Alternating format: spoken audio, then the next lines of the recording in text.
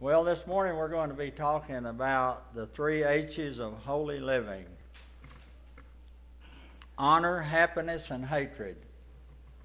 The word holy comes from a Greek word hagios, and it means to be set apart. It's you use it all the time, maybe not the word, but you have certain things that's yours and they're set apart for your use, and you use them, no one else uses them, just you, and they're there just for you. And so we're talking about living that kind of separated life for the Lord. And we was in camp this past summer, and Brother David Locke, I don't recall the title of his message, but I knew that one of the statements that he made was, when you make a commitment to live for the Lord, you're putting a target on your back, and Satan's going to be trying to hit it. And believe me, that very night we saw how Satan can immediately make attack, and he does that with you. If you decide yourself, I'm just going to live for the Lord, come what may, he's going to be first, and I'm going to be where he wants me to be, you will be honored, and you will be happy, but you will also find that there will be those that will hate you, and that's just normal. Daniel is a good example. Daniel was a kid, young man, very young, when he was taken captive, and he had made a determination that he was just going to live for the Lord. If he lived, he lived. If he died, he died. But he wasn't going to compromise. He wasn't going to eat the king's meat. He was going to eat what God wanted him to eat, and he was going to do what God wanted him to do. And if you read the story, Daniel was a very smart, wise man, because God honored him that way. And he was like Joseph, and when he was raised up and put second in command over all of Egypt, then Daniel was put at the very top of the head of all of the presidents. There was 3 presidents, and we'll read it here, but he was given first place over all of them. And that was because God was honoring him for the kind of man that he was. Daniel lived in captivity basically all of his life. I think he was about right at 90 whenever the captivity was over, still living for the Lord, honoring God right down to the very last. If you have your Bible, you can open it to Daniel chapter 6, and we will read verses 1 through 9. And you will see in these verses, as we will look at individual verses in a moment, how that Daniel was honored, how he was happy, but how he was truly hated.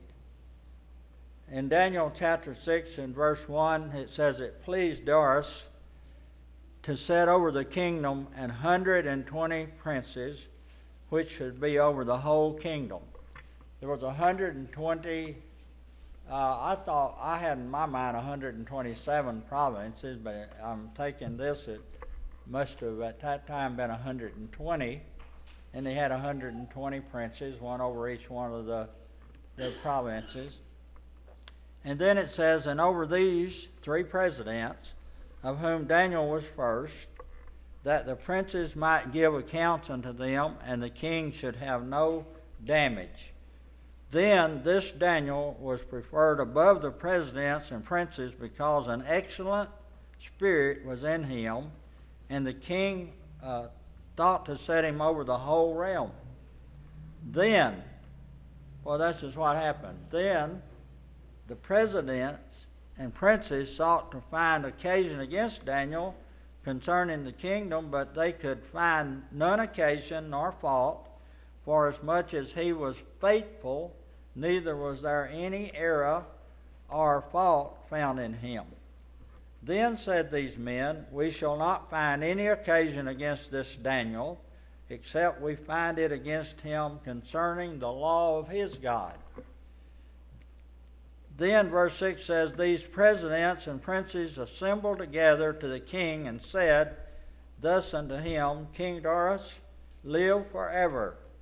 All the presidents of the kingdom, the governors and the princes, the counselors and the captains, have consulted together to establish a royal statute and to make a firm decree that whosoever shall ask a petition of any god or man for 30 days, save of thee, O king, he shall be cast into the den of lions. Now, O king, establish the decree and sign the writing, that it be not changed, according to the law of the Medes and Persians, which altereth not. Wherefore King Darius signed the writing and the decree. The Medes and the Persians law was that once something was signed into order, it was going to be carried out. That's just the way it was. It couldn't be altered whatsoever. You know, that was if you remember the story of Haman, and he had also gotten, I almost said the king's name, to write a decree and sign it that all of the Jews would be killed on the 13th day of Nisan, probably a Friday. I'm not sure. I'm just joking. I don't know what it is Friday, because remember now we think Friday 13th is a bad luck day. I don't know where that come from. But anyway, they couldn't change it.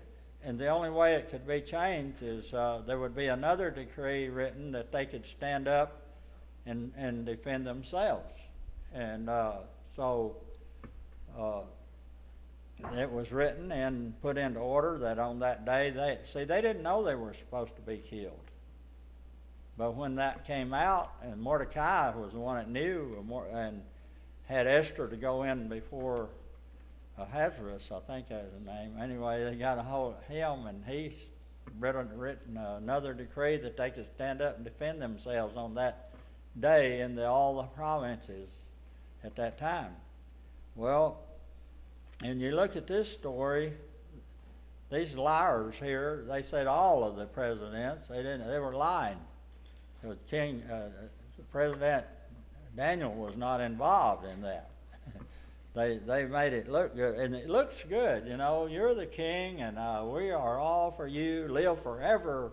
We think you're the greatest king in the world, and we want a statute written and put out, and no one can talk to their God at all unless they go to you first. And if they, made King Darius feel good, so here, king, you need to sign this now and put it in decree. We've all agreed this is the way it should be, and so he signs it. And it's in order now. It's a law, and it's going to be carried out. There's several things, though, that we find in here about being a holy person, being some person that's submitted to live for God, that you can be very happy. You can be honored, but you can also be truly hated. There's always a price to pay if you're a person that desires to live completely submitted to the Lord in your life. The devil doesn't care for those that have made their mind up to stand up and be counted for Jesus Christ.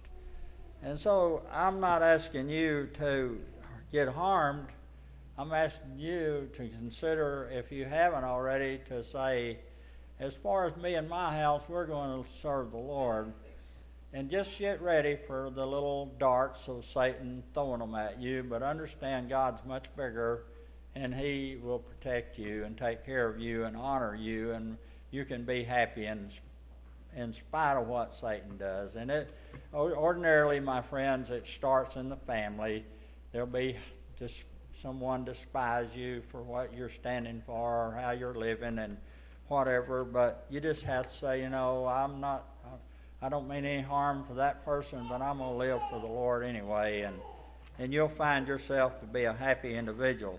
Let's look at some of the important things that we can notice through these scriptures. In verse 1 and 2, we see Daniel's position, where he stood. In verse 1, it said, "It pleased Darius to set over the kingdom 120 princes, which should be over the whole kingdom, and over these 3 presidents, of whom Daniel was first, that the princes might give accounts unto them, and the king should have no damage." So Daniel set up in the very high position as number 1, and God honors that kind of thing. If you'll look back through the Old Testament scriptures, you'll see how that God takes care of those that will take a stand for Him. The psalmist wrote, "Know ye that the Lord, He is God." That's a point that we all need to understand in our life, that He's God, we're not God. I don't have no right to try to have dominion over you, control you, or tell you how you're going to live. My job is to just live how the Lord tells me to live, and to, as a minister, naturally to try to teach you how that you can have an honorable and a happy life. But it said in Psalm 100 verse 3, "It is He that hath made us, and not we ourselves. We are His people, and the sheep of His pasture." You know, we haven't had nothing to do with where we're at. I'm from Oklahoma, you're from Texas, or wherever else you may be from. You had nothing to do with being born where you're born. You may have a little pride about where you're born, but let me tell you, you could have been born in a third world country. You could have been born anywhere but where you are. God saw fit to bring you into this world and to form you as He has, to make you what you look like so that He can use you. And we're not our own. We're the sheep of His pasture, and He'll put us in the right position if we will just let Him.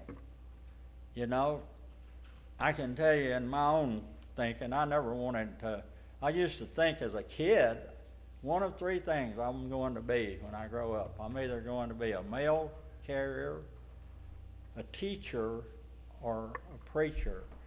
And God said, "You don't know how to carry mail or teach, so I'll just make a preacher out of you." Anyway, I'm thankful that He gave me this position.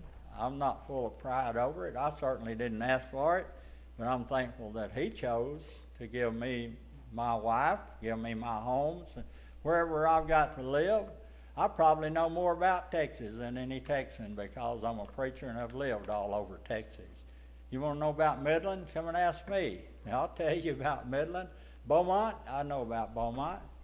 I know everything but South Texas. I've never been. I don't even want to go down there, Lord. I want to stay right here.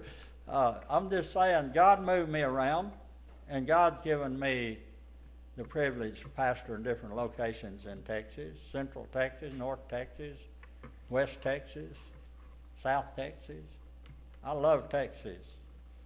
It's hard to understand, isn't it, being an Okie, but I do love Texas. I told them when I got out of the Air Force, they said, "Where are you going to live?" I said, "I'm going to Texas." "Oh, why in the world?" I said, "Texas has everything you want. They got mountains, deserts, rivers, oceans. I mean, they've got everything. I can live by the ocean, or I can live by the mountains." "Really?" "Yeah, they got oil too." It's funny how people think, but if you're in Texas back then, they thought everybody had an oil well. No, everybody wished they had one. No, literally, and you have nothing to do with being where you are. God formed you, put you where you are, give you the privilege to live where you are. You're one of His very own. He made you like you are. Whatever stature you have, you can't change it. If you're 6'10" or 5'8", it doesn't matter. That's where God wanted you to be, and you can honor Him in that. A wonderful position, though, that Daniel had. Then we see the preference of Daniel. In verse 3, then this Daniel, not any other one. It's kind of like looking at Acts and it's chapter 2, where it's talking about Jesus, and it talks about Jesus of Nazareth. You know, everybody knew Jesus of Nazareth. They're identifying one specific Jesus. And it says, "This Jesus have you crucified." And then it says, that very Jesus, the one of Nazareth, The one you crucified, that Jesus, God has raised up and made both Lord and Christ. He's identifying Jesus, the one Jesus. There's a lot of Jesus back in those days. There's a lot of Jesus today. You know, in this, well, in our country too. I told you the first wreck I ever had, I backed into Jesus. Jesus, it really was. And he got his deal out, and I thought, oh no, I backed into Jesus. My very first wreck, I like 2 weeks driving 50 years without one. I backed into Jesus. I thought it kind of funny there. How about that, Lord? He's got your name. Hey, there's a lot of Jesus, but which one is the one that died on the cross for your sins? That's the one you have to believe in. And they're talking about one specific Daniel. I doubt if he was the only Daniel in the world. And said, this Daniel. In the verse 3, and this Daniel was preferred above the presidents and princes because an excellent spirit was in him, and the king thought to set him over the whole realm. Man, what a position, what a preference that the king Darius chose him above everyone in the whole realm. He's a Jew. He's not a Gentile. And you're going to make him over all? Yes, because he's got an excellent spirit. There's nothing wrong with him. You can count on him. Wouldn't it be good to have a president like that? Someone like that runs and they honor God. They just say, you know, I'm just going to live for God. I mean, all the Congress, House of Representatives, they can do all they want to against me, but I'm just going to honor God. Every decision I make is going to be based on what I know that God would want me to do. Well, I tell you, it would be a different world to live in. Proverbs 16:7 says, when a man's ways please the Lord, he maketh even the enemies to be at peace with him. What a true statement. In Acts chapter 4:13 says, now when they saw the boldness of Peter and John and perceived that they were unlearned and ignorant men, they marveled, and they took knowledge of them that they had been with Jesus. What a difference. What a difference it makes when you've truly been with Jesus. You know, there may be a time when things look kind of bad because everybody's against the Lord. They want to take the 10 Commandments off of the walls of the courthouses and prayer out of school and all these things. It looks kind of bad, doesn't it? But you know, there'll be a circle, there'll be a time, and it's coming closer where people's waking up to the fact that we're going to have to get back to God, and we're going to have to get back to Jesus. And they took note that these disciples, even though they were not educated men, they were fishermen, and that they were unlearned and ignorant as far as what these men knew. But they marveled at what they could do because they noted they'd been with Jesus. Daniel had an excellent spirit. Daniel had been with Jesus. Daniel was preferred over all of the presidents and princes over the whole realm. And we see also, thirdly, that the perseverance of Daniel. It's easy to start something, but it's just as easy to quit. You know that? I mean, how many times have you set out, maybe the first of the year is usually when this happens, and you set yourself a goal and you last every bit about middle of January, if that, and you give up? You know, sometimes we need to persevere. It doesn't look too good, but just keep going. Don't quit. Be like the frog in the glass of water. Keep kicking. Somebody may turn it over and you'll be free after a while. Right now you got to keep kicking. Persevere. In verse 4 it said, then the presidents and princes sought to find occasion against Daniel concerning the kingdom, but they could find none occasion nor fault, for as much as he was faithful, neither was there any error or fault found in him. Boy, what a man. Daniel didn't try to show off. Daniel was just a man of God and lived for God. 2 Timothy 2 verse 2 says this, and the things that thou hast heard of me among many witnesses, the same commit thou to faithful men who shall be able to teach others also. You know, when Jesus was here, he taught. He taught these disciples. And he's taught these disciples, and now that you know, you teach other faithful men, so that when they learn this, they can teach others also, which can teach others also. And you keep on passing it down like that all the way through history. Today, I note that we have a different world that we're living in because mom and dad was ignorant. And they raised their children, and they used the paddle if they had to for correction. And the kid didn't like the paddle, so they don't use it on their kid. They're smarter than mom and dad. And so what does their kid do? They wound up in trouble with the police force or the teachers at school. Teachers at school can't teach. The parents won't let them teach. They passed the laws now where you can't hardly correct a kid in school. I saw this week where some teacher, I think it's New York, where he's stopped his class from even saying, bless you. Bless you? Well, I tell you, we got an ignorant bunch of teachers in our world. What's wrong with blessing? He didn't say God bless you. That's what they're using it for. They think it's a religious term. Don't use that. Let me tell you something, folks. We need to go back to the basics. We need to go back to where we started from. We need to learn what they knew back there. And then we need to come back and put some things in order in our homes and in our schools and in our churches. We need to get the world out of the church. And we need to put God back in the church. We need a people that says, I don't care what everybody thinks what I look like. I'm going to live for the Lord, and I'm going to act like a Christian's supposed to act. I'm not going to bring the world in here. I'm going to leave the world where it is and come in here to worship God. So we need to persevere in those things so people can see that we are different. This world doesn't belong to the people that think they own it. This is our world. God's made it for us to enjoy. Revelation 2:10 says, fear none of those things which thou shalt suffer. Behold, the devil shall cast some of you into prison, but that you may be tried, and you shall have tribulation 10 days. Be thou faithful unto death, and I will give thee a crown of life. Now this is talking to the church back in, I forget which church now, but it's one of the 7 churches there, the second one, that they don't be afraid. He was telling them back then, you're going to go through some troubles. And that's basically for you and me. We're living in a world that's full of trouble. You're going to have trouble. What are we here for? I'll tell you what we're here for. We're here to help one another survive through this world while we're waiting for the next world. We're not here to be an individual that's trying to harm each other. We're here to be Christians that's helping each other.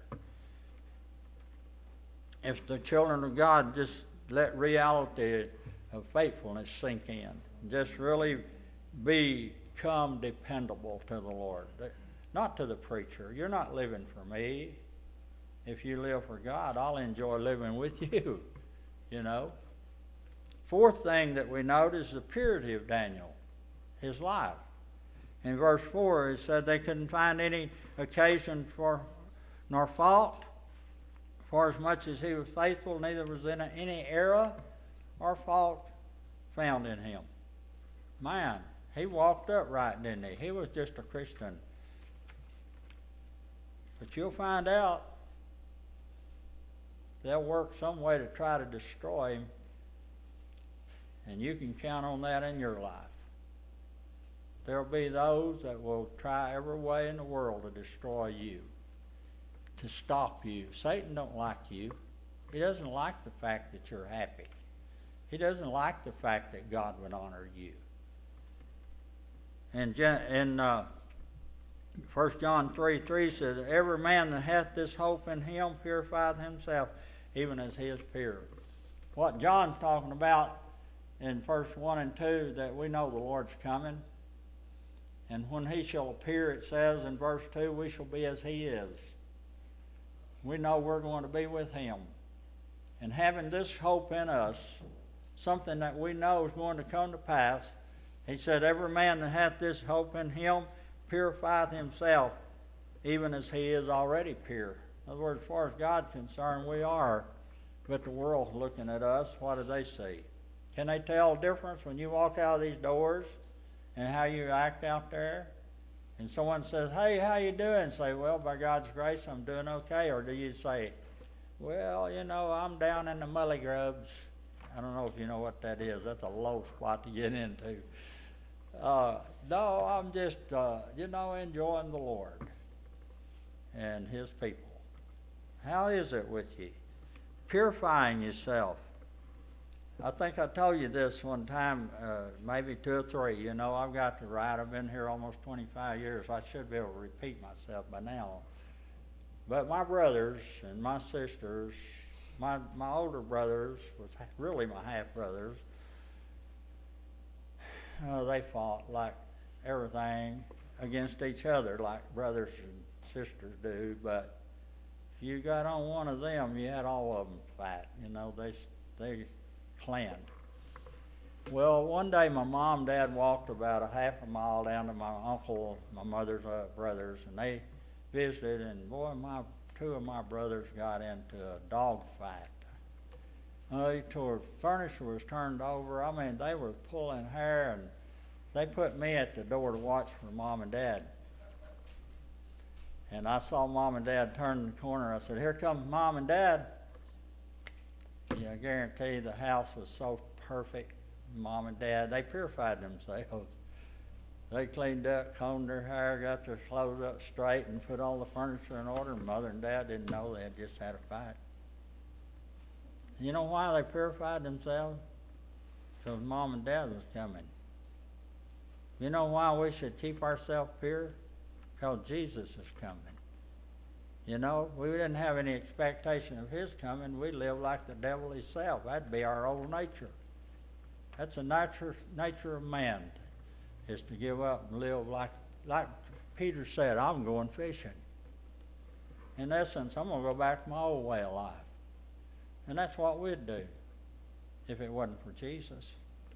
But He kept pure. Philippians 4:8 says, finally, brethren, whatsoever things are true, whatsoever things are honest, 2 words, whatever is true or honest, whatsoever things are just, that's whatever things right, whatsoever things are pure, whatsoever things are lovely, whatsoever things are of good report, if there be any virtue and if there be any praise, think on these things.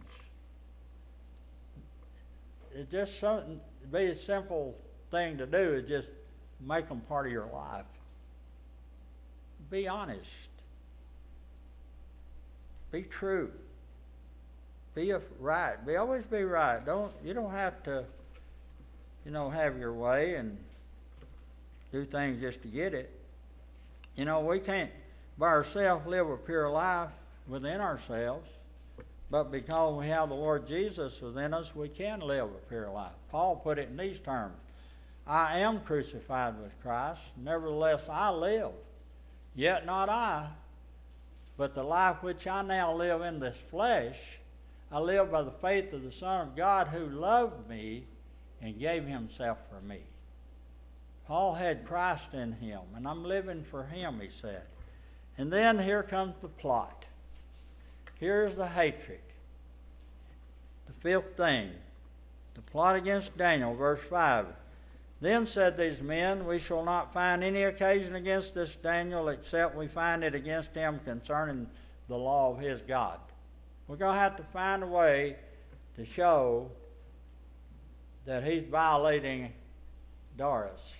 Somehow, the law that Darius makes. Because if we just try to get him, he hasn't got any fault in him. So what did they do? They set out a plan. They got the plot concerning God, Daniel's God. They went against the Lord Jesus Christ. 1 Peter 5:8 tells you and me to be sober. You know what sober is? It just means to have a clear mind. It doesn't always mean alcohol. You know, a lot of people can't go in their house without turning the TV on and letting it blare all the time. They can't live without that noise. They got to have that. That's just like a fix, And they're drunk on that. And their minds aren't thinking about God. It's thinking about whatever they're being fed through that thing. And it's not usually very much good on there, except football. No, even their advertisements is nearly all of them bad. What am I saying? The lady that Rhonda takes care of reads all the time. That woman, her coffee table's got books stacked all over it, and her couch, and she reads all the time. You know what she feeds on? Christian books. All of her reading has to do with something about God. And every time I came in to eat lunch or the morning meal with them, she'd sit there and just look out her window and say, God has just blessed me so much to let me have that view. She's been living there over 35 years. I said, you don't get tired of this, do you? I said, just imagine we're not going to get tired of heaven. No, and I'm ready to go. Folks, what do you feed on? Be sober, be vigilant, because your adversary, the devil, is as a roaring lion walketh about, seeking whom he may devour. Psalmist said in chapter 38, verse 12, they also that seek after my life lay snares for me, and they that seek my hurt speak mischievous things, and imagine deceits all the day long. Surely he shall deliver thee from the snare of the fowler and from the noisome pestilence. There's going to be those that's going to be trying to stop you. I've seen this happen. I've been attempted to pastor 5 churches in Texas, and I've not been in one that I didn't see people come. And as soon as they make a dedication to the Lord, the devil starts working to get them, boom, and they're out. I'm telling you, he doesn't like you. He doesn't even want you to even be anywhere near honoring God. So be sober and vigilant. He's going to be out there laying on a ledge, trying to watch where he can pounce on you. Number 6 is the presentation to the king that they made. In verse 6, then these presidents and princes assembled together to the king and said unto him, King Darius, live forever. I'm sure they probably meant it. He was a good king. All the presidents of the kingdom, the governors and the princes and the counselors and the captains have consulted together to establish a royal statute and to make a firm decree that whosoever shall ask a petition of any god or man for 30 days, save of thee, O king, he shall be cast into the den of lions. Now, O king, establish the decree and sign the writing, that it be not changed according to the law of the Medes and Persians, which altereth not. Did you notice what they said? Cast into the den of lions, not into a lion's den. There's a vast difference in a den of lions and a lion's den. There's lions in this den. And sure enough, they found a way to get him and cast him in. Proverbs put it this way in chapter 19, 28, 29, an ungodly witness scorneth judgment, and the mouth of the wicked devoureth iniquity. Verse 29, judgments are prepared for scorners, and stripes the back of fools. They don't get by with it. There's an old message preached many moons ago by a preacher called Payday Someday. You don't get by. Let me tell you something. You do not get by with sin. You can be forgiven, but whatever you do is probably going to be reaped down in history, down in life. There was a preacher one time that he's dead now, but he had been a drug addict, and he had been a drinker, and he got saved, and he was seated at a restaurant with some others, and he had been the revival speaker, and everybody ordered, and he ordered just water. Everybody's ordering everything. He ordered soup, and finally someone said, you don't eat Why are you not eating, you know, like whatever they were? He said, I'm reaping what I sowed. I sowed bad in my life years ago. My stomach won't allow me today to eat foods like you. Was he saved? Yes. Was he forgiven? Yes. Was he reaping the results of the drugs and the alcohol and all of that? Yes. Just like today, there's a war going on over there that'll never end till Jesus comes, because Abraham had a child by Hagar, and all of her children hate Isaac's children, and that's who they're fighting. They want to kill them all. Isn't that amazing? All these thousands of years, the sin of that one sin is still going on in the reaping process. What I'm trying to say to you is you reap what you sow, so why don't you sow good? You're not going to reap anything else. You're going to reap what you sow. If you sow cottonseed, you're not going to get apple trees. You're going to get cotton. You sow watermelon seed, you're going to get watermelon, not some other fruit or vegetable. Whatever you sow, reap.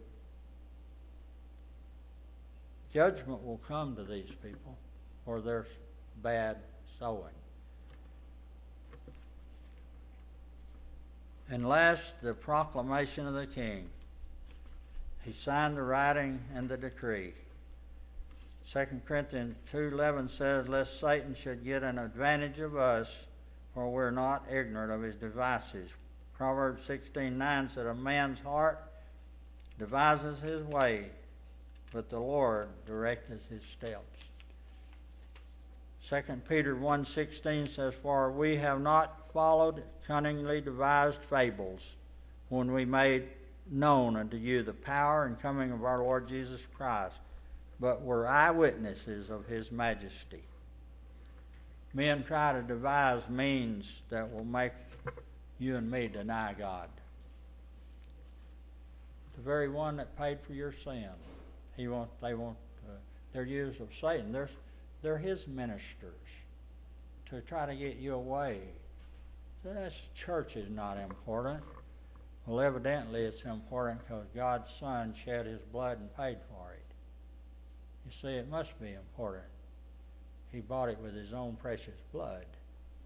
And you and I need to be faithful to him in it. You know, we can be like Daniel, or we can be like Stephen. You know, Stephen stood for Christ. The Bible says in Acts 7th chapter, the sinners stood against Stephen. And as they were taking him out to stone him, Stephen said, the heavens are open and I see Jesus standing on the right hand of God. Jesus will stand for you and me. We need to stand for him. The end of this story is not here. Daniel was caught in a trap, and he was cast into the den of lions, and he just took him one of those old lions, fluffed him up, and laid his head down, went to sleep right there. And the old king woke up, found out he was in there. He didn't even sleep all night because Daniel's in there. He just knew the king that Daniel would be eaten up by those lions, and went out there immediately and looked down there, and Daniel just enjoying life amongst all these wild beasts. What a relief for Darius. My friend, we don't have to sweat anything in this world. It's like one place that says, so what if they kill the body? They can't kill the soul. No, we will be with Jesus then, Jeff. And we'll be sitting and enjoying him then. Let's stand as we have our song leader and our pianist to come and instrumentalist, and let's have a song of invitation. And we invite you this morning, whatever reason for you to come. Maybe for salvation, you know you've trusted Jesus. You want to follow him in baptism. Maybe you're already saved and baptized. You want to be a member of the church. We'd love to have you as a member if you've been scripturally baptized by a Baptist church. And we'd invite you to come. And what page? 247. The very first verse is As you know, if you've been here much, we don't have long invitations, but it's long enough for you to respond to the tugging of the Spirit of God on your life, to just respond to Him as we sing the very first verse.